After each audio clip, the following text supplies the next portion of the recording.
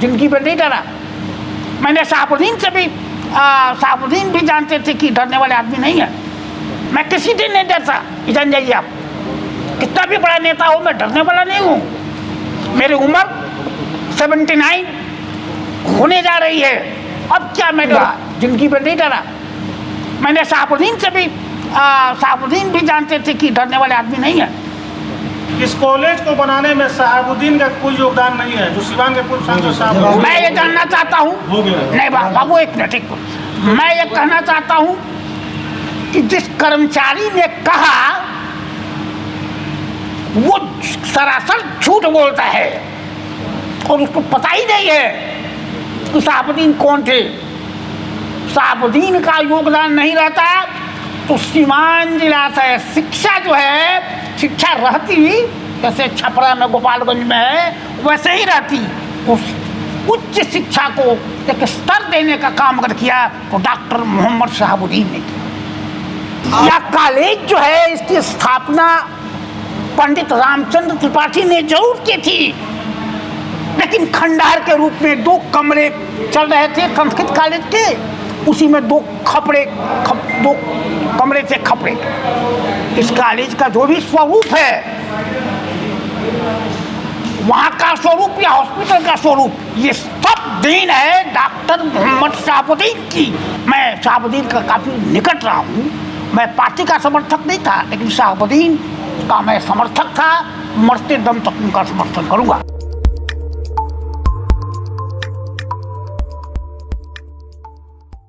सवालों के पहले मैं 2 शब्द आपको कह देना चाहूँगा। आज सभी मीडिया बंधुओं को मैंने इसलिए बुलाया है कि दयानंद आयुर्वेदिक मेडिकल कॉलेज और अस्पताल के कुछ शिक्षकों, छात्रों, कर्मचारियों ने प्रेस कॉन्फ्रेंस करके 5 तारीख को सेकेंड हाफ में अपराह्न में मुझ पर यह आरोप लगाया है कि मैं इस कॉलेज को बर्बाद करने के लिए तुल गया हूँ और हमारे चलते ही यहाँ परीक्षा नहीं होती है, हमारे चलते ही एडमिशन नहीं हो रहा है और हमारे चलते सारी परेशानियाँ हैं। मैं स्पष्ट रूप से कहना चाहता हूँ कि मैं कभी भी छात्रों के और कर्मचारियों के अहित में नहीं हूँ। बराबर मैंने हित चाहा है और आज भी हित चाह रहा है। जब मैं सचिव था तो मैंने पहली बार कर्मचारियों का वेतन बढ़ाया। उनका पीएफ नहीं कटता था, मैंने पीएफ कटवाने का सिस्टम शुरू किया। एक व्यवस्था कायम करने की कोशिश मैंने की। बाद में कुछ घटनाएं ऐसी हो गई जिसके चलते हमको सचिव से हटना पड़ा। दूसरी बात यह है कि दयानंद आयुर्वेदिक मेडिकल कॉलेज और अस्पताल 2008-9 से ही ये चर्चा में, मीडिया में कम आता था, अब मीडिया में भी आ रहा है। 2 साल से ये मीडिया में ज़्यादा आ रहा है, इसलिए कि प्राचार्य भ्रष्टाचार करती थी और उसी भ्रष्टाचार के चलते मैंने उन्हें निलंबित किया था। महामहिम के आदेश से वे निलंबन मुक्त हुए थे और एक जांच समिति बनी थी। जांच समिति ने इनके विरुद्ध कड़ी टिप्पणी की है। अगर कहिएगा तो कुछ पार्ट में दिखा दूंगा। उसमें 2 वाइस चांसलर थे, एक वाइस चांसलर, एक डिप्टी रजिस्ट्रार थे कामेश्वर सिंह दरभंगा संस्कृत विश्वविद्यालय दरभंगा के, और एक senior most principal Bihar university Muzaffarpur के थे। उन लोगों ने लिखा है अपने रिपोर्ट में, और की बात तो छोड़िए, लिखा है कि प्राचार्य किसी की बात नहीं मानते, सेक्रेटरी की बात तो छोड़िए, मैनेजिंग कमेटी की बात नहीं मानते, कुलपति की बात नहीं मानते, और सबसे बड़े जो होते हैं विश्वविद्यालय के पदाधिकारी, ऑल इन ऑल महामहिम राज्यपाल की बात भी नहीं मानते। कहिएगा तो मैं उसका फोटो आपको दे दूंगा। आखिर क्यों स्वामी उसके बाद बोला की जाए, बात नहीं मानता, आखिर क्यों किसी की बात नहीं मानता? बोला जाए और क्या लिखा है सर उसमें? जी। और क्या लिखा है उसमें हाँ। उसमें लिखा है कि इन पर दंडात्मक कार्रवाई की जाए और इन्होंने जितना भ्रष्टाचार किया है उसकी और जांच की जाए। इनकी डिग्री BA MS से इन्होंने PhD किया है उसका कोई प्रावधान नहीं है। इसकी जांच विश्वविद्यालय को करनी चाहिए। रिपोर्ट इतनी मोटी है, वो रखी हुई है, ये रिपोर्ट है, मैं आपको दिखा दूँगा बेटा, जिस पर खाली लिखा है कुलपति, ये देखिए इतनी मोटी रिपोर्ट है, जांच समिति की रिपोर्ट है। और रिपोर्ट को यहाँ के लोगों ने ठंडे बक्से में करवा के रख दिया। उसमें राजनेता भी थे। मुझे खुलकर कहने में कोई दिक्कत नहीं है कि एक राजनेता शिक्षक भी थे हैं, आप तो रिटायर कर गए, श्री महाचंद्र प्रसाद सिंह, उन्होंने अथक प्रयास किया कि रिपोर्ट को ठंडे बक्से में रख दिया जाए। ठंडे बक्से में रख दिया गया, राज्यपाल ने कोई कार्रवाई। कब का रिपोर्ट है सर? जी कब का रिपोर्ट है? ये रिपोर्ट है 2014-15। अच्छा, कोई कार्रवाई नहीं हुई, मैं लिखता रह गया। महामहिम को मैं लिखता रह गया। कार्रवाई नहीं हो रही है, किसकी कमी करी जाएगी? जी क्यों नहीं हो रही है कार्रवाई? आखिर इसका क्यों नहीं हो रही है? आखिर इसका वजह क्या मानते हैं? देखिए मैं बता रहा हूँ, भ्रष्टाचार है, घुसखोरी है, क्या है? पैसे के बल सारे लोग जानते हैं कि धन बल छल तीनों हमारे प्राचार्य के पास है।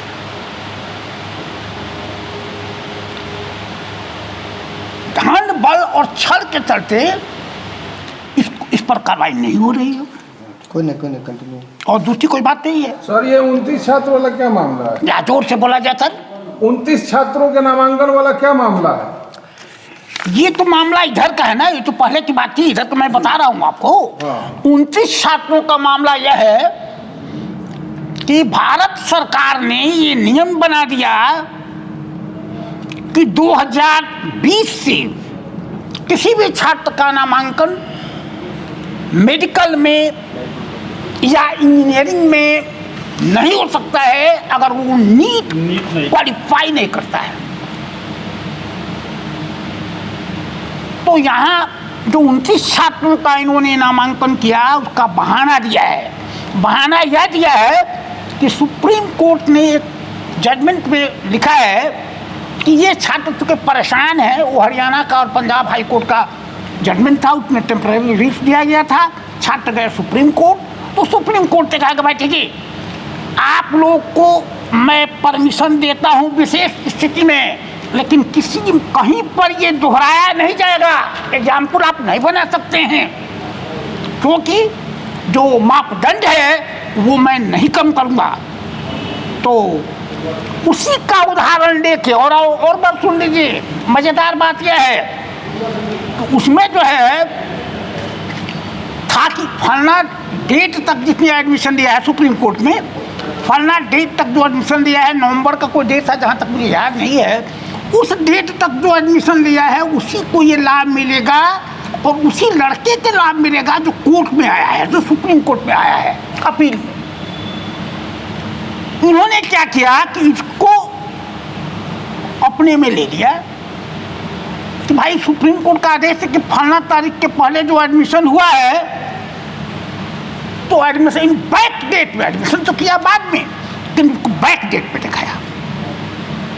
दिखाया कि ये नवंबर में हो चुका है, जबकि सबका एडमिशन जो है वो हुआ है फरवरी मार्च में। इसलिए जो जांच हुई थी उसमें जब ये देखा जाने लगा कैश बुक, तो कैश बुक में साफ बात आ गई कि अधिकांश एडमिशन जो है। अच्छा, इन तमाम प्रकरण को जो मीडिया उठा रहे हैं उन पे भी FIR करने की बात कर रहे हैं, मानहानि का मुकदमा करने की बात कर रहे हैं प्रिंसिपल महोदय। आप मुकदमा किए हुए हैं, आप लोग का क्या आप पे भी मानहानि का दावा उनके तरफ से किया हुआ है और लगातार ये देखा जा रहा है सर कि आप पे ऊपर भी आरोप आ रहे हैं कि आपके वजह से कॉलेज ही नहीं, छात्र छात्रा जो है कॉलेज के वो भी परेशान रह रहे हैं। और ज़िले का एक मात्र ये महाविद्यालय है, आपके ज़िले का है, इसको सुसज्जित तरीके से चलना चाहिए। ये उन लोगों का भी कहना है कि अगर सर ऐसा करें कि वो सुसज्जित तरीके से चले। आपकी क्या दुश्मनी है सर? आप मुझे प्रजापति त्रिपाठी प्राचार्य से कोई दुश्मनी नहीं है। प्रजापति त्रिपाठी नाते में मेरे सारे लगते हैं। मेरे चचेरी बहन की शादी, मेरे चचेरे भाई जो पुलिस इंस्पेक्टर थे, उनकी शादी इनकी चचेरी बहन से। तो जब मैं सेक्रेटरी हुआ तो इनको काफ़ी वार्निंग मैंने दिया कि भाई देखिए, हम दूसरे टाइप के आदमी हैं, हम भ्रष्टाचार बर्दाश्त नहीं करेंगे, अकर्मण्यता बर्दाश्त नहीं करेंगे। लाख वार्निंग के बाद भी इन्होंने अपना काम धंधा जारी रखा। हमने वार्निंग दिया। मैंने इनके जो छोटे भाई हैं, इनके कर्ता दत्ता विश्वविद्यालय में, मैं नाम भूल रहा हूँ, वाचस्पति त्रिपाठी या क्या नाम है, क्या नाम है? श्रीपति त्रिपाठी। हाँ जी, उनको वार्निंग दिया कि भाई देखिए, ये ऐसा कर रहे हैं, इनको सस्पेंशन के अलावा मेरे पास कोई रास्ता नहीं था। वो भी आए थे हमारे घर पर, इनकी मैडम आई थी, इन लोगों ने कहा कि माफ़ कीजिए, अब ऐसा नहीं करेंगे। लेकिन जब इन्होंने अपना रास्ता नहीं छोड़ा तो मैंने इनसे शोकोज किया। शोकोज का जवाब नहीं देना शुरू किया, शोकोज का जवाब नहीं देते थे। अंत में वित्तीय अनियमितता, एडमिनिस्ट्रेटिव लैप्सेज के आरोप में, इंडिसिप्लिन के आरोप में रजिस्टर चिट्ठी जाती थी, उनको लौटा देते थे कि मैं नहीं लूँगा, मैं इनको सेक्रेटरी नहीं मानता। ऐसी स्थिति में मुझे इनको निलंबित करना पड़ा। आपके ऊपर भी तो 1.5 लाख का गमन का आरोप लगा हुआ है। हाँ, बोला जाए, हाँ ठीक है, मेरे ऊपर भी 1.5 लाख के गमन का आरोप है। जब मैंने उन्हें निलंबित कर दिया, जहाँ तक मुझे याद है, इनका निलंबन हुआ था मार्च 2009 में। 2009 में मार्च में इनका निलंबन हुआ था। निलंबन के बाद, निलंबन के करीब 1.5 महीना, 1.5 महीना के बाद इन्होंने 1.5 लाख रुपए के गमन का झूठा मुकदमा किया। वैसे न्यायालय है, न्यायालय फैसला करेगा, न्यायालय में मुकदमा चल रहा है। कुछ चुनिंदा मीडिया कर्मियों को बुला करके वहाँ पर कुछ सिवान के वो मीडिया कर्मी जो वहाँ के भ्रष्टाचार से जुड़ी खबरें चलाते हैं, उनको धमकाया गया कि उन पर मानहानि हो जाएगा। इस बात को आप किस रूप में देखते हैं? किसी हालत में मानहानि नहीं होगी। उन्होंने अभी अखबार में लिखा है कि किसी आरोप का जवाब पाठक जी नहीं देते हैं। जो भी आरोप लगाया गया है वो सारा आरोप पाठक जी पर सही है। मैं आपको चुनौती देता हूँ प्रजापति त्रिपाठी को। मैंने SDM सिवान से फर्स्ट क्लास जो मजिस्ट्रेट सिवान के सबसे बड़े मजिस्ट्रेशियल पावर सबसे बड़ा उन्हीं का होता है, मैंने एफिडेविट करके महामहिम को दिया है। श्री महाचंद्र सिंह ने, इन्होंने सचिव जो हैं, उन्होंने यहाँ जांच में कहा कि ये कोई एफिडेविट देते नहीं है, ऐसे ही अनर्गल चार्ज लगाते हैं। तो मैंने कहा कि मैं दे देता हूँ। इन लोगों ने कहा कि नहीं, एफिडेविट नोटरी मजिस्ट्रेट जो होता है, उन लोगों ने कहा कि नहीं, फर्स्ट क्लास मजिस्ट्रेट से। हमें कहा हम देंगे, मजिस्ट्रेट का कहिए, मैं DM का दे दूँ। मैंने दिया और सारे आरोप सही पाए गए हैं। और मेरा कहना सही है कि उनका कहना सही है। जांच रिपोर्ट के जो माननीय सदस्य हैं, जो अभी जीवित हैं, उनसे आप अभी तो उनका जो भी आरोप है वो तो अभी मीडिया के सामने आके नहीं कह रहे हैं। आपका ये कहना है कि वो शिक्षकों से कहवा रहे हैं। जी, कहवा रहे हैं। हम चाहते हैं, देखिए मैंने मीडिया को कहा है और लोगों से भी कहा है, उनके लोगों से भी कहा है कि अगर वास्तव में वे प्राचार्य हैं और सही शिक्षाविद हैं, ईमानदार हैं, तो मैं चुनौती देता हूं, सीमांत के इंटेलेक्चुअल को बुलाया जाए और वे प्रश्न करें, मैं उत्तर दूंगा। अब मैं प्रश्न करूंगा, उसका उत्तर वो दे दें। इसके लिए वो तैयार नहीं है। आप लड़ाई लड़े 1 साल से, अब तक कोई रिस्पॉन्स मिला कि नहीं मिला?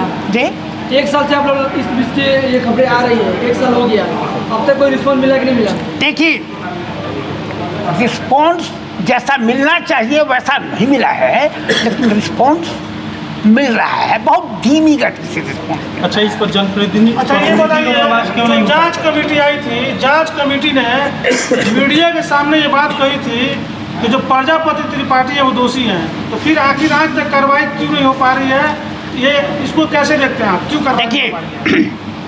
मीडिया के मेरे बंधुओं, कुछ ऐसी पाबंदी होती है जिसमें चाह के कर भी कोई आदमी बोल नहीं सकता है, उसकी जबान बंद रहती है। ये सारा जो कुछ हो रहा है राजभवन से हो रहा है। अब यह जो है राजभवन के ऊपर किसी को स्पष्ट रूप से कमेंट करने का अधिकार नहीं है, कॉन्स्टिट्यूशन नहीं देता है। सर, उसी जांच रिपोर्ट में ये भी कहा गया है कि 2018-19 में जो एडमिशन हुआ है वो अवैध सत्र में हुआ है, वो भी गैरकानूनी ढंग से हुआ है। वो 18-19 से क्या मामला है? 18-19 का मामला यह है, वो तो मेरे पास पेपर्स है, अगर चाहिए तो पेपर दे देंगे। 18-19 का मामला यह है कि CCIM जो आजकल NCISM हो गया है, उसकी बॉडी आई और उसने इंस्पेक्शन किया। क्या बात है? हर साल बिना इंस्पेक्शन के इंजीनियरिंग कॉलेज या मेडिकल कॉलेज का रिन्यूअल नहीं होता है। आप न्यायपालिका जो है सर एक इसका उत्तर देते हैं, एक उत्तर।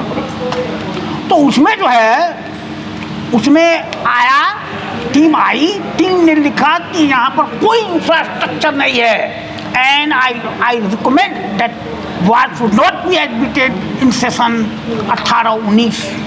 उसने गवर्नमेंट ऑफ इंडिया को दे दिया, बिहार गवर्नमेंट को दे दिया और लिख दिया, चिट्ठी भी है मेरे सामने, आपको पढ़ा देते हैं। बिहार गवर्नमेंट को कहा कि आप इंश्योर कीजिए, यूनिवर्सिटी को कहा कामेश्वर सिंह दरभंगा संस्कृत यूनिवर्सिटी को इंश्योर कीजिए। इंश्योर का मतलब समझते ना, मैंने एकदम सुनिश्चित कीजिए कि एक भी क्या हो रहा है। चुप रहिए ना, यहाँ बोले कोई क्या बोला कर रहा है? बोलिए आप। आयुर्वेदिक कॉलेज के कुछ कर्मचारी कहते हैं कि शहाबुद्दीन का इसमें योगदान नहीं है, इस पर आप क्या कहना चाहते हैं? देखिए, झूठी बात मैं नहीं बोलता, झूठी बात मैं नहीं बोलता। यह कॉलेज जो है, इसकी स्थापना पंडित रामचंद्र त्रिपाठी ने जरूर की थी, लेकिन खंडहर के रूप में 2 कमरे चल रहे थे संस्कृत कॉलेज के, उसी में 2 कमरे से खपड़े। इस कॉलेज का जो भी स्वरूप है, वहाँ का स्वरूप या हॉस्पिटल का स्वरूप, ये सब देन है डॉक्टर मोहम्मद शहाबुद्दीन की। और प्रिंसिपल साहब आज कह रहे हैं, आज भाजपाई हो गए हैं, RSS के लोगों के आगे पीछे घूमते हैं। मैंने दिल इनका देखा है, मैं शहाबुद्दीन का काफ़ी निकट रहा हूँ। मैं पार्टी का समर्थक नहीं था, लेकिन शहाबुद्दीन का मैं समर्थक था, मरते दम तक उनका समर्थन करूँगा। शहाबुद्दीन सिवान के और प्रतिनिधि इस पर आवाज़ क्यों नहीं उठाते?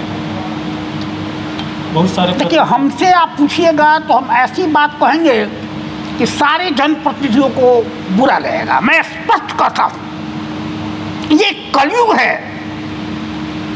कलयुग में क्या होता है आप लोग भली भांति जानते हैं, भली भांति जानते हैं। मैं एक माननीय विधायक की बात आपको बता रहा हूँ, कहिएगा तो मैं नाम या पता लगा लिया, मैं कह दूँगा। उन्होंने अखबार में निकाला कि कल प्रेस कॉन्फ्रेंस करूँगा, और हमारा फ़ोन नंबर उनके पास नहीं था। तो हमारे संबंधी एक हैं कांग्रेस के नेता पारसनाथ पाठक हंसुआ के, उनसे उन्होंने नंबर लिया, कहा कि इज्जत जा रही है, प्रिंसिपल कॉलेज को बर्बाद कर रहा है, कल प्रेस कॉन्फ्रेंस पर आइए, इसको हम बर्बाद करके छोड़ेंगे। 1 साल से लगे हुए, अभी तक कुछ नहीं हुआ। रास्ता बदलेंगे या वैसे ही चलते रहेंगे? रास्ता एक सेकंड सुन लीजिए। उसके बाद जो है नेक्स्ट प्रेस कॉन्फ्रेंस की जो बात थी 10 बजे दिन में IB में, हमको सवेरे 7 बजे फोन आ गया कि पोस्टपोन किया गया। इसलिए किया गया होगा, मुझे लगता है कि आपस में समझौता हो गया, बात खत्म। मैं किसी दिन नहीं डरता, जान जाइए आप, कितना भी बड़ा नेता हो, मैं डरने वाला नहीं हूँ। मेरी उम्र 79 होने जा रही है, अब क्या मैं डरूंगा? जिंदगी में नहीं डरा। मैंने शहाबुद्दीन से भी शहाबुद्दीन भी जानते थे कि डरने वाले आदमी नहीं है। सर ये मान के चला जाए कि आयुर्वेदिक कॉलेज जो है सेंटर ऑफ करप्शन बन चुका है। आउट एंड आउट पूर्ण रूपेण करप्शन का सेंटर हो गया है, और आने वाले दिनों में और करप्शन का केंद्र बनेगा।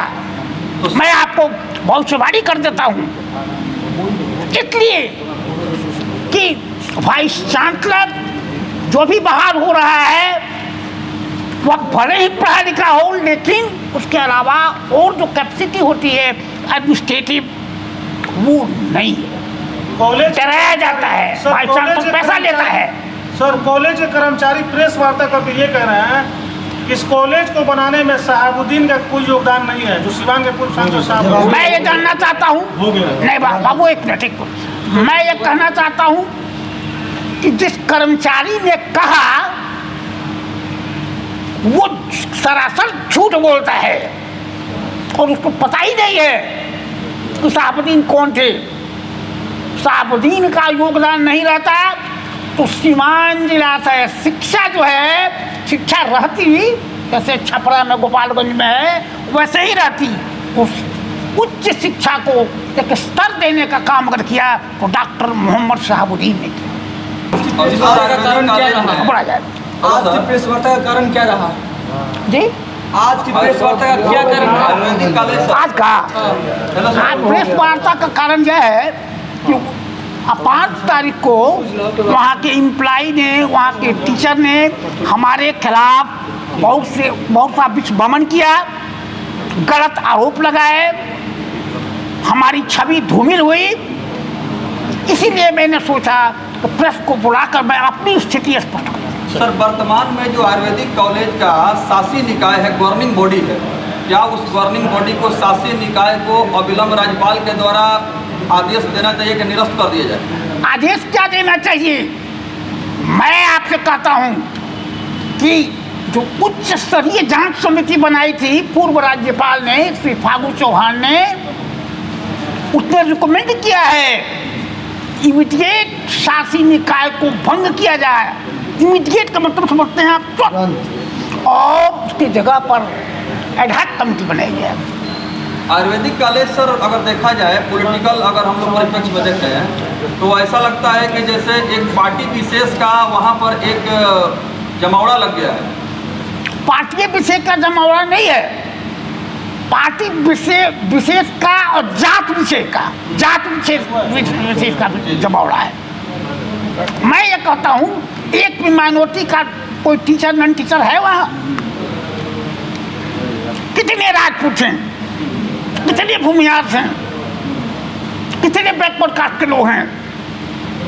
ये आप गंभीर आरोप लगा रहे हैं, मतलब क्या जातीयता भी करते हैं क्या प्रिंसिपल साहब जो हमारे? पार्डन? जातीयता भी करते हैं, कास्टिज्म?